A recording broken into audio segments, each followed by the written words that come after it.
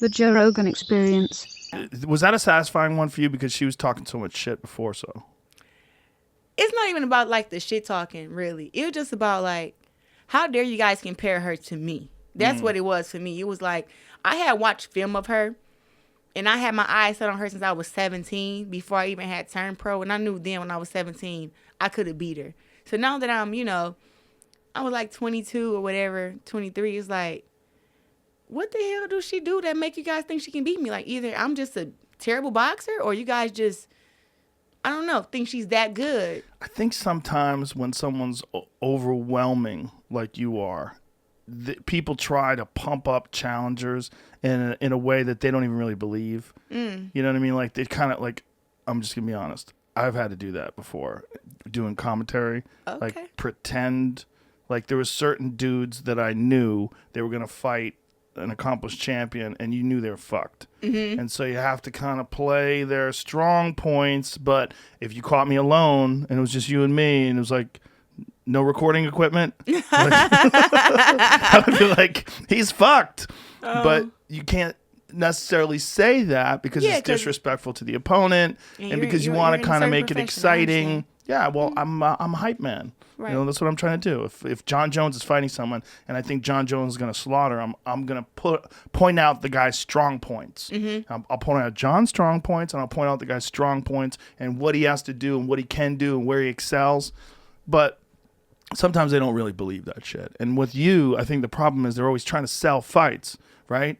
But it's hard to sell when you here's everybody else, right? Here's you. You're so advanced in comparison, like technique wise, ability wise, accomplishments wise.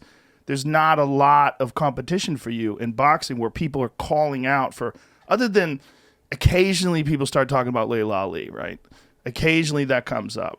Well, she's retired. She's retired. And she's been probably retired for a long time. 43. Yeah. And this is the thing I don't respect about that, right? I hate when somebody else try to take somebody else's shine, somebody else's attention. It's like, she's, nobody was trying to take her attention when it was her time. Right. And that's why I didn't like about Hammer either. When I went in a world title fight, why are you jumping in the ring talking about some you beat us both? You say congrats and get the fuck out the ring. But she's getting in there being disrespectful. And then Laila gets upset because I become undisputed champion. She's never been undisputed. And people are comparing me to her. And she gets offended. When it was like, to me, I thought it was a good comparison because I feel like I box way better than her. And for them to be saying that me and her are equal or whatever, she should have been happy because of that, because they're giving her more props on her skills, which I feel like she didn't really have that much. But, whatever. It was like I never really had a problem with it. And then all of a sudden it's like she's talking about she'll knock me out and my record and this and that. And I just was like, hater. That's all I kept thinking to myself. Hater.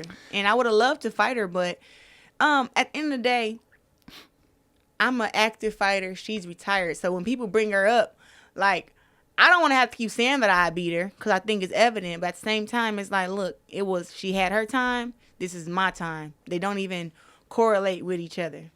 Yeah. When was the last time she fought? It was like I don't know. 2016 or something? See if you can find Laila Ali's last professional boxing fight. You said 2016. You thinking real? No. She's been retired like 13, 12 years. Has it been that long? Yeah. Like, I think her last fight was 2001. Was it really? Probably. 2007. Wow. I was way off. It's 2012. I say what? 2007. I started boxing in 2006. I was like 11 years old when I started boxing. So, I mean, I was 12. So, basically, she retired when she was like 30. Yeah, which I tell people all the time. I think that kind of eats at her. She retired at 29, 30 in boxing when she was on top, And there was a lot of girls who wanted to fight her. She left without fighting Ann Wolfe, left without fighting a girl named Tisha Robinson. It was a few girls who she didn't fight. Ann Wolfe was the scariest in her day. Ann Wolfe is still scary to me now. So scary. Remember she was training James Kirkland, screaming at him in the corner? She's a terrifying trainer. She's an amazing trainer. And terrifying boxer, too. Yeah, she has, like, in my opinion, the most spectacular one-punch knockout in the history of women's boxing.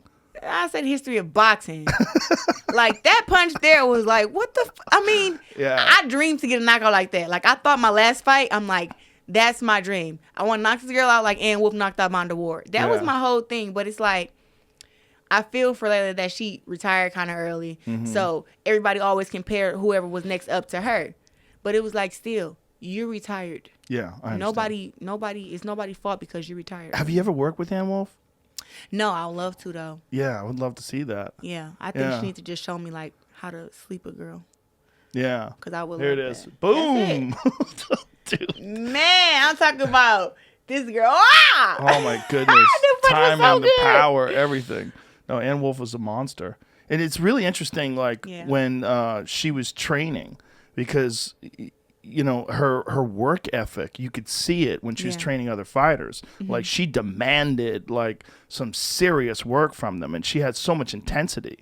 Catch new episodes of the Joe Rogan Experience for free only on Spotify. Watch back catalog JRE videos on Spotify, including clips. Easily, seamlessly switch between video and audio experience. On Spotify, you can listen to the JRE in the background while using other apps and can download episodes to save on data cost, all for free. Spotify is absolutely free. You don't have to have a premium account to watch new JRE episodes. You just need to search for the JRE on your Spotify app. Go to Spotify now to get this full episode of the Joe Rogan Experience.